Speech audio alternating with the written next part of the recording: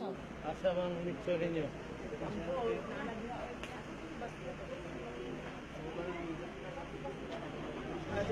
So I think I already supposed to be published my letter to the nation on this day of All Saints and All Souls, that we visit the dead, our departed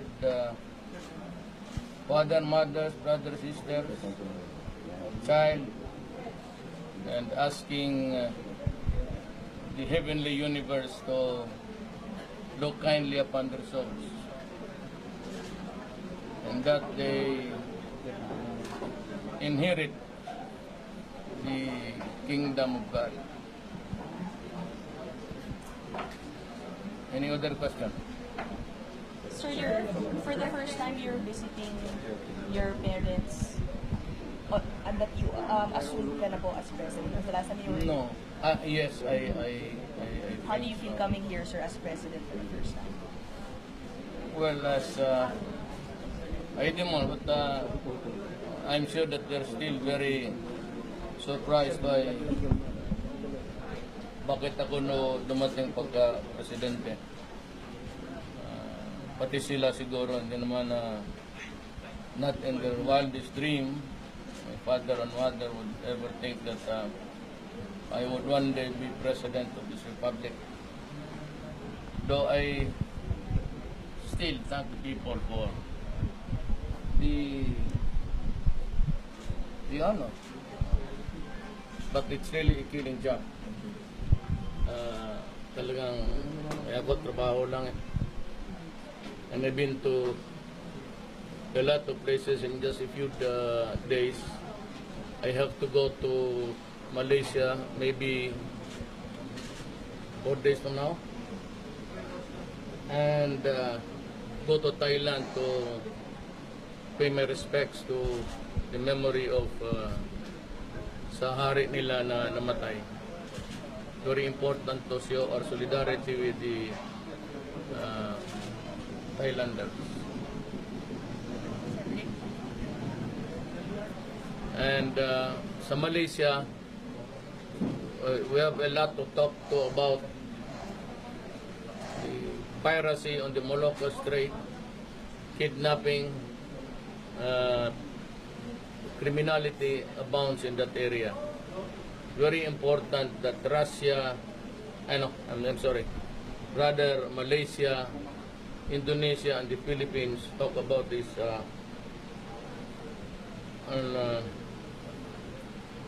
once for all, come up with this solution.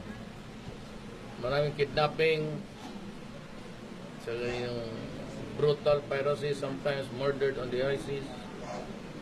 We share the same coastline.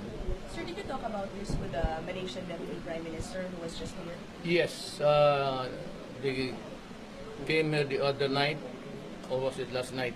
Wala, nalilito na ako eh. And we talked about the problem. There's a need for us, the three countries, Malaysia, Philippines, and Indonesia, to talk about this seriously and to put a stop, because it has somehow paralyzed the trade and commerce in that area.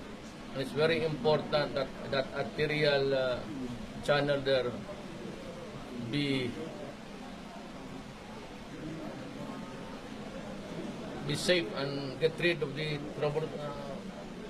troublesome guys. Sir, bigyan namin kayo reaction, sir. Si former President FDR ay nag-resign as special envoy. Yes, I received his last night. I had a copy of his resignation. First, I'd like to thank him for helping me and being of the service to the nation even at his age. Second, I take his advice, but you know, I have my own way of assessing it. For example, I don't know if I have not heard, but it was stated there in one newspapers about the extrajudicial killing. He knows that I do not do it, and we do not do it. He was once upon a time the chief of the PNP. hindi na ginagawa yan. So, I think of tangent yan. Pero sabihin mo na may mga patayan palagi, that is a part of my, when I ran for president, I promised you, my covenant with the people was this: I will stop corruption, and I will do it. And I said, I will stop drugs, and I said, I will do it. And third is that I will stop criminality so that we can move on with our lives. I will do it. So, pasensya na lang, if you do not like my commitment, which to me was a sacred promise made during the last elections, ito ang gagawin ko at nanalo ako, palagay ko naman sa rason na binigay ko. And I will do it until the last poser is out of the streets and the last black drug lord in this country is exterminated. Corruption will stop. And I have heard two desponding reports about the Makati police na nangungutong dyan sa mga turista. Hirap na nga ako pupunta ng ibang bayan, walang tulog, at nakikiusap doon ng tulong nila, at nasanay mapalago natin ang ating trade relations. Itong mga pulis na ito, you better stop or I will stop you. You interpret it the way you like. But do not ever think na may ranggo ka, na may armas ka, and you feel invincible. Sinabi ko na sa lahat sa gobyerno, lalo na yung mga police, stop. So that I am ordering the police right now to relieve him, place him under suspension, and initiate summary dismissal. Ayaw ko na yung tagal na summary dismissal. Or if you want, at your convenience, so sino itong inspector na ito, you better resign. Because I said, I repeat to all of you, kayong mga, either huminto kayo o huhintuin ko kayo. Mamili kayo dyan sa dalawa. Sir, what are your thoughts about the... Hindi, teka muna, ito, yung ibang police na bright, mamili kayo. Sipain ko kayo sa publiko, kung mamili kayo, basilan or hulog. Naubusan na ako ng sundalo, kailangan ko na ang pulis tumulong. Magligpit na kayo, mga lahat kayo, para sinabi ko sa inyo huminto na. Pati yung sa customs, there was the story about the deputy for intelligence. I've yet to talk to Colonel Faildon, but I have instructed my aide to relay. I want him suspended out immediately. Suspended and out immediately. Kung ayaw niya umalis sa customs, ako ang papaalis sa kanya. Colonel Faildon, sir? No. Deputy for... I have to communicate to the chief. Faildon is the chief, is the commissioner of. May doon, deputy chief or intelligence something. Gusto ko, totoo matindi, tanggalin mo muna at imbestigan. But all kaso ngayon sa pagtaga-gobyerno, kaya umaabuso itong taga-gobyerno kasi alam nila, lalaroan nila ang proseso. Immediate. I want them immediately taken out of the office, and ang NBI to stop all or at least relent in some of the cases.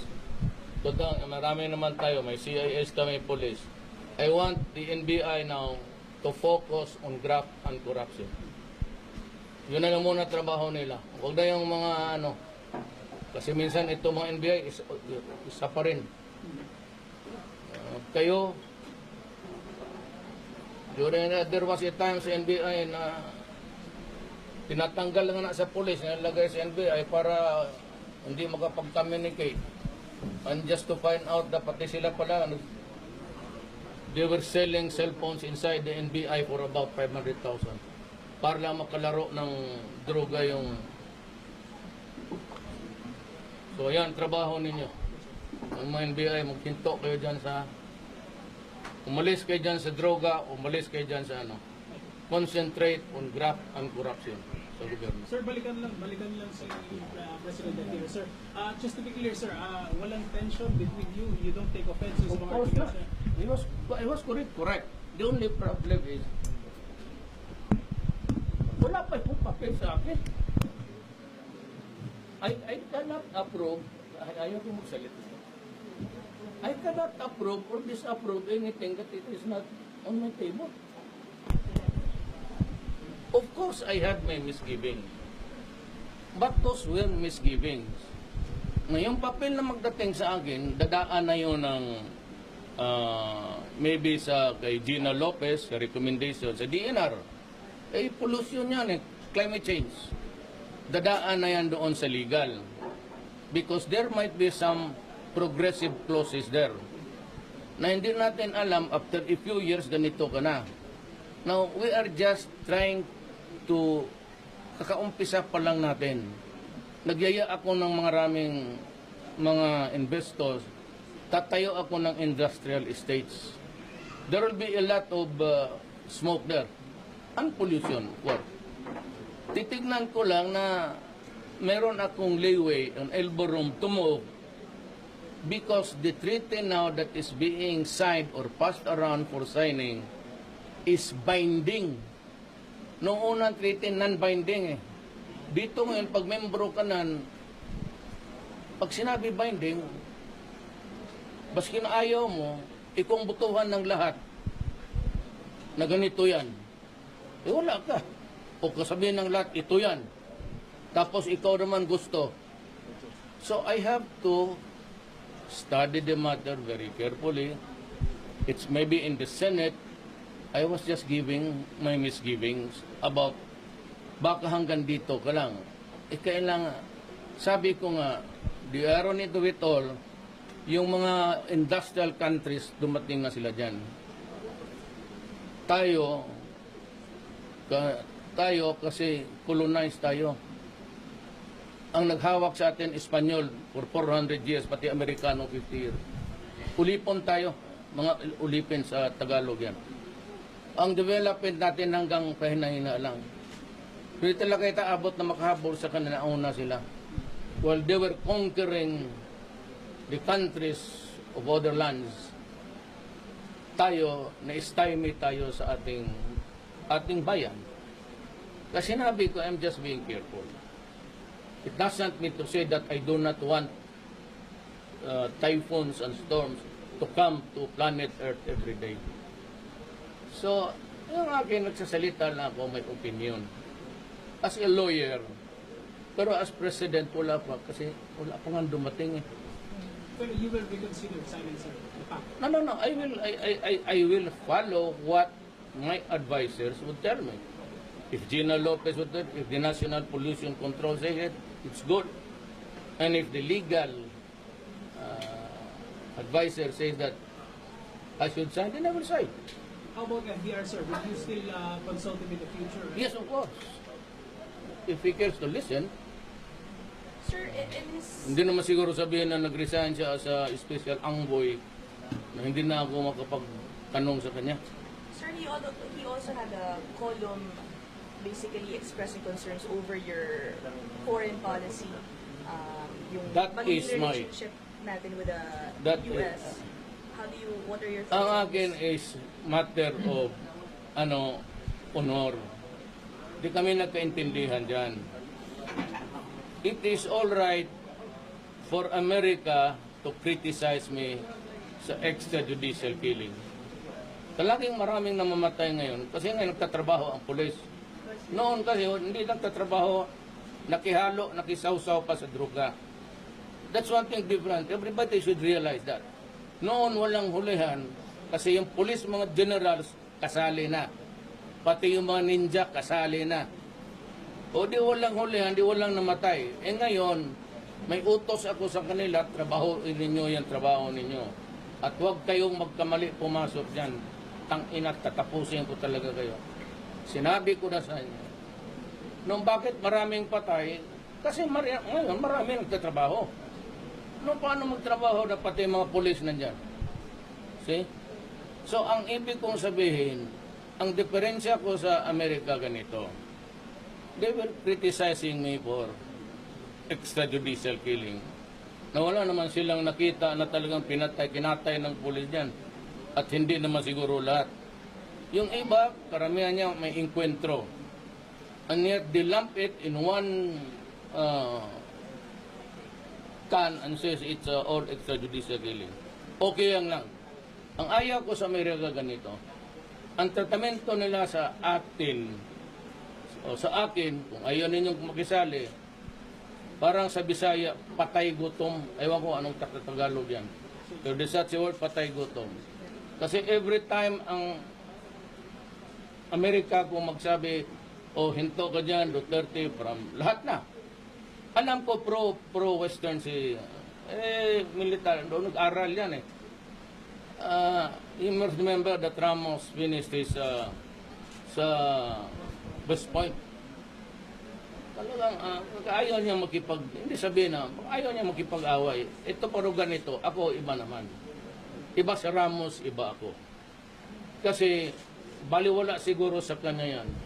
Pero kung sabihin ng Amerika, kuminto kayong patayan dyan pag hindi, wala na kayong aid, wala na kayong tulong, para mo akong ginawang aso, nakatali sa poste, na magtapon ka ng pan, ilalayo mo talaga para masakal itong aso na ito kakakagat na hindi naman makabitaw sa tali.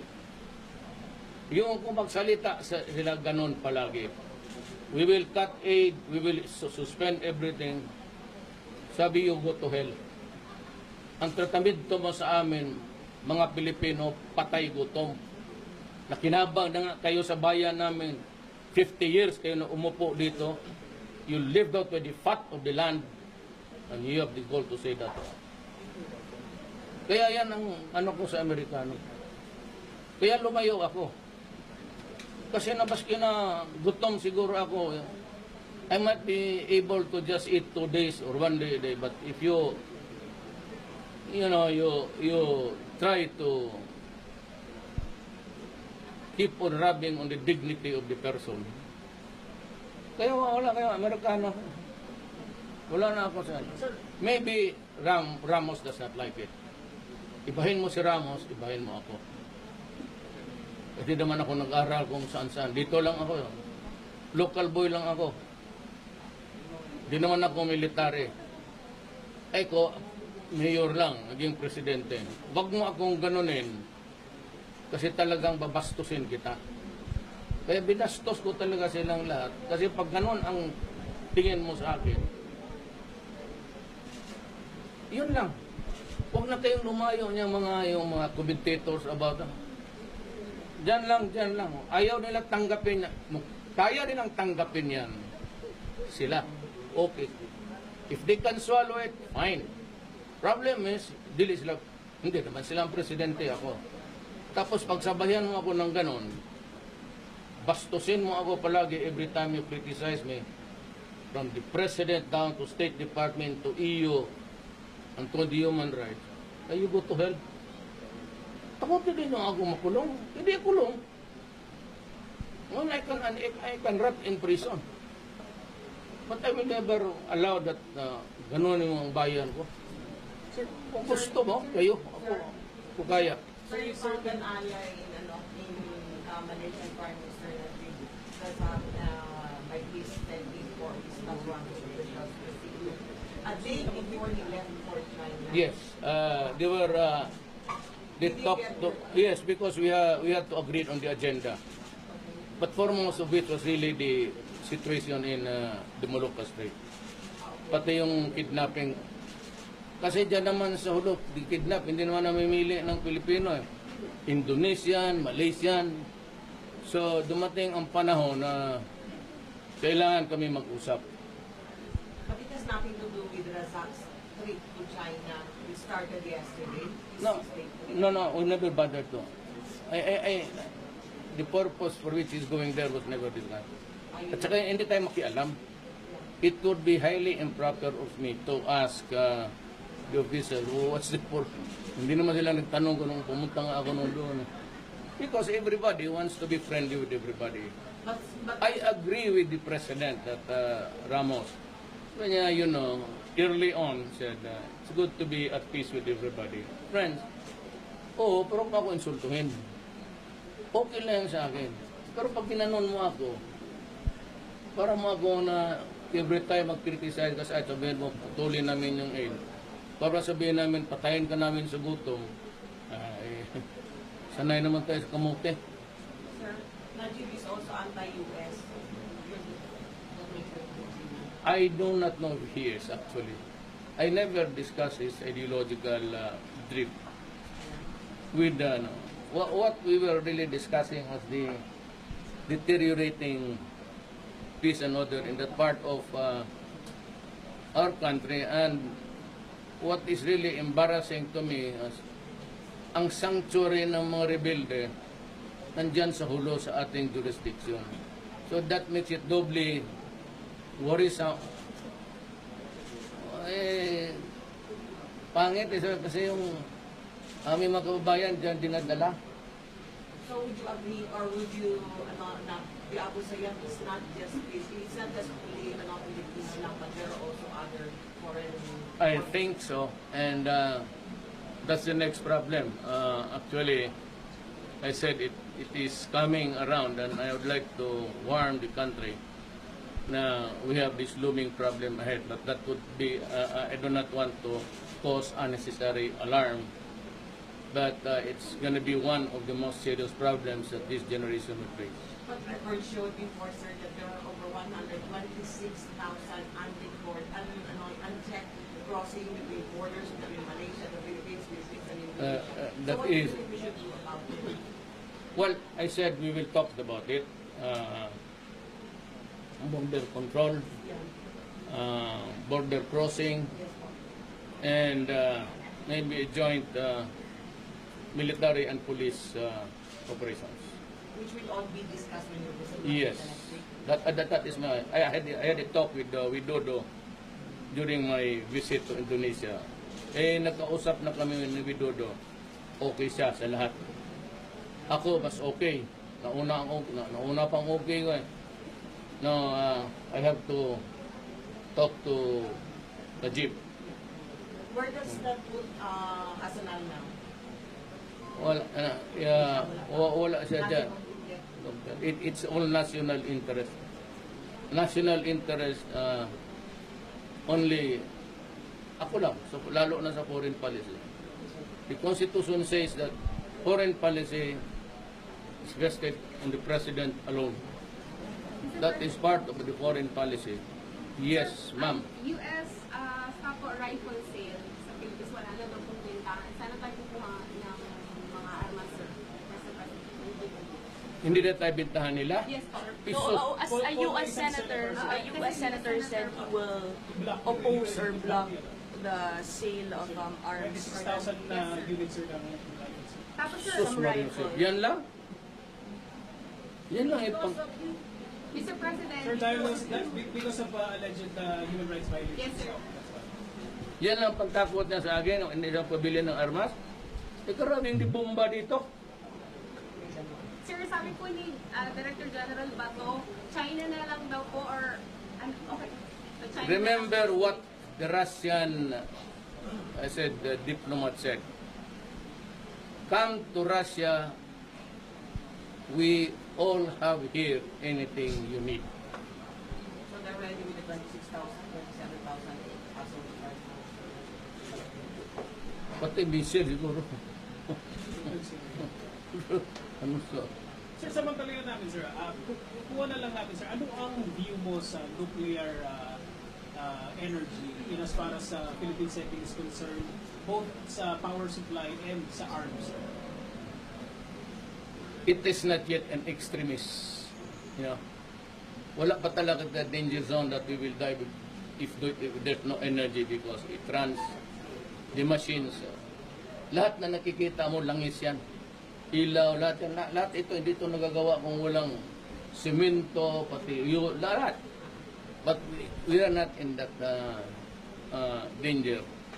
But when the going gets rough, maybe someday, not during my presidency. Wag muna ngayon kasi we have to come up with safeguards. Really, really tight safeguards to assure that there will be no disastrous if there is a nuclear leak or explosion somewhere in the nuclear reactors that we will be building. It has to be studied carefully by Congress and by the Filipino people. For after all, pag may leak yan, pag lahat tayo tatamaan dyan. And it's our country, you should remember that. So don't you ever rest? It's supposed to be long weekend. What do you mean? Hindi, rest meaning to say... Akala ko in peace. Hindi naman in peace. I mean, you have not stopped working since ano? When I go, base my just small dito sa tabi ng nanay. Not at libihin ng mga bayani? Sos Mariusep, kanila na yan, pagtatalunan pa natin yan. Ayaw niyo, sir. Ayaw niyo doon. Ayaw niyo. Ayaw niyo? The greatest honor that a man can have or can had in his lifetime is to be considered very aside from where I came from. Walang pinakamas honor para sa akin kundi itatabi ako sa nanay pati tatay ko. You said no state. Ito, andyan ang lagay. Saan mo ilagay dyan? Parang ulo, headrest. Dito na lang. Dito na lang. Lagay mo ako sa kanto. Dito sa pamungkin ko. It will be as a matter of fact, it will be a terrible thing to be buried in any other place. Para sa akin. Personally, ito nga akin. Wala akong inaano na tao. Sir, a brief lang. A few days ago, you said you ordered the dismantling of all checkpoints. Ano na po ang ano na po ang status ng lawless I am violence? referring to yung permanent checkpoints. Kasi yung gano'n ayaw ko. Pero yung checkpoint na mobile, either police or military, especially if they have information that this guy is coming this way or passing through, at mag-checkpoint sila precisely to stop that criminal that is not covered. Yung ayaw ko yung lahat. So meaning to say, kasali na ang task force na ba with me? Nagtagpin sa task force yan eh. Hindi naman police yan eh. Sinabi ko, police, I never said army. Yeah, you're not listening. State of lawless violence is still in effect. Huh? State of national emergency. Yes, it is so that I can utilize the military as if they are also guardians of law and order. Kasi ang military kasi external threats. Then there is the threat to the state. So internal. Ngayon, state of lawlessness. Kita mo naman. Shabu is alive. Kaya nga sabi ko dito sa senador na to, Bright, kung extrajudicial killing, paano pati ako? May namatay na ng police, kapon. So I lose 2 or 3 soldiers or policemen a day. Sir, Manny Pacquiao is gearing up for his fight, sir. Any message po? Manny Pacquiao. I always pray for him. Alam ni Manny yan. Ang text ko, because every time he fights, at na si Manny, nakikinig mo yan sa, he'd always say, may 2 ticket ako, mayor, para sa iyo. Kasi kaibigan kami niya noon pa. Hindi pa yan siya sikat. Hindi pa, siya sinabi ko lang man, wala talaga akong panahon. Wala akong pera noon. Noon, wala akong pera. Sabi ko pa, dasal na lang ako. I pray for you. Do you think it's a lack of, sir? Victory. Baka. Hindi naman ako boxing. experted. But I hope him, if it does happen, sana mas madalian. Kasi pagka it goes beyond 7-8, pagod na yan. Saka wala na masyado. I hope it comes within the first 2 rounds. Kung masapo ni Manny yan, down yan, sigurado yan. Kasi si Marquez noon, tinalo siya ni Marquez, pero kita mo, pag nadaanan ng, alam mo bakit, nung hindi pa yan champion si Manny Pacquiao, you remember dyan sa likod ng Almendra's Gym, may boxing kay Nonoy Garcia noon, the late Nonoy Garcia. Di ba may boxing, ano dyan, ring dyan na ginawa? Yung mga taga-Cotabato na, yung na sparring, sabi nila, pagka si Manny Pacquiao ang kalaban mo, talagang pagkatapos katawan mo, bugbog sarado. Paski saan ka matamaan. Yung joint mo, para daw gumaganon eh. Hindi pa siya champion, pero alam ko na that he has that miracle knockout punch. Pag madaanan ganyan, bagsak ka talaga. Is it the SANTO? I don't think so. It's more of because they study every time they fight. So pag-aralan yung it's more of talagang malakas. God-given. It's a God-given gift. Yung iba. Nagpapatalo pa si Jem, sir. Wala kayo kasi sinisulo mo, tumahimik ka na dyan. Jem, Give way to the others. Sir President, comment niyo po dun sa pagkakatalag dun sa 4 na bakit. Comment niyo po dun sa ano, kasi last Friday po, merong 4 na suspect ang Davao bakit niya ng pulis sa pagkakatalag. 4 more. 4 more, aside from the ones that on the day that you Yes, I congratulate the military and the police. Hindi ako nakapag... the CIDG is the law enforcement. So, but as a state of lawlessness, the military can just go ahead and arrest them. But I'm saying that it's a joint effort of the lahat na. CIDG is police. So, it's just a bureau under the police ang CIDG. So, Medyo malabo po kasi kanina. I-clarify ko lang po, Mr. President. Tinatanggap niyo po ba, do you accept the resignation of FDR? they don't resign na siya eh. I hereby tender. Kasi ano sabi niya, nagawa ko na yung gusto mo ko. Parang nagawa ko na yung gusto mong paggawa sa akin. Parang nauna siya to break the ice. Use the word. I have broken the ice between, kasi hindi nga medyo maganda. Siya yung expeditionary force ko doon. Sabi niya na ibigay ko na sa nagawa ko na yung inutos mo sa akin at ako yung magpahinga. Then he rattled off yung climate change, yung gano'n. And he ended it with we have to protect Mother Earth. I could not agree with him. I could not disagree with him. Tama yan, pero ang sabi ko, ang akin is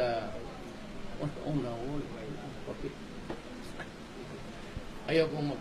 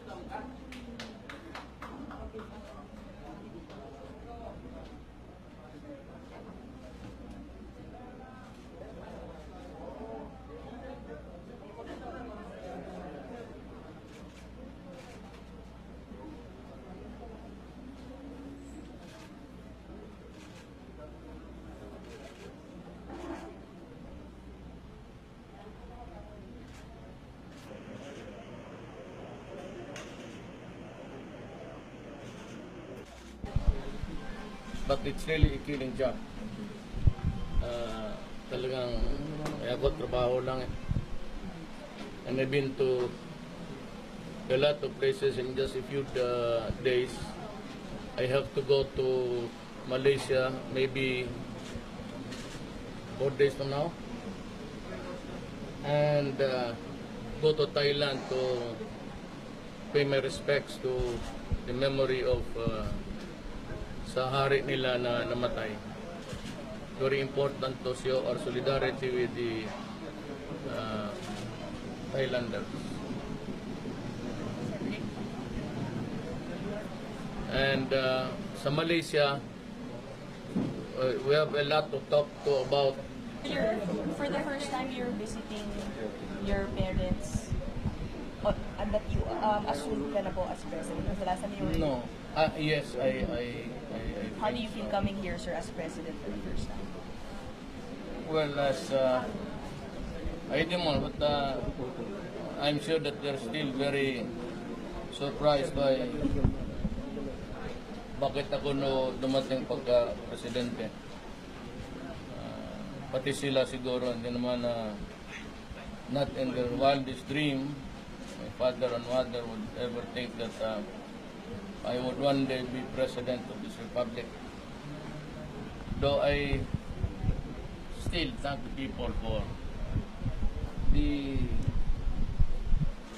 honor. I think I already caused to be published my letter to the nation on this day of All Saints and All Souls, that we visit the dead, our departed father, mothers, brothers, sisters, child, and asking the heavenly universe to look kindly upon their souls, and that they inherit the kingdom of God. Any other question? Sir,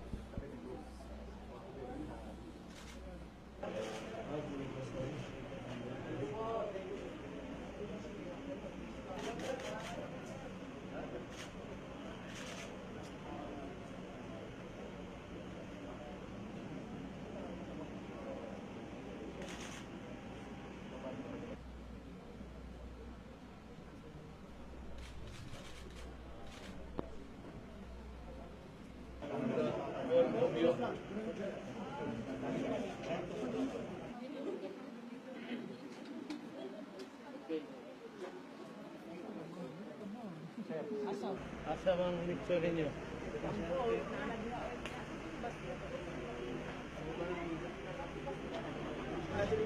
So I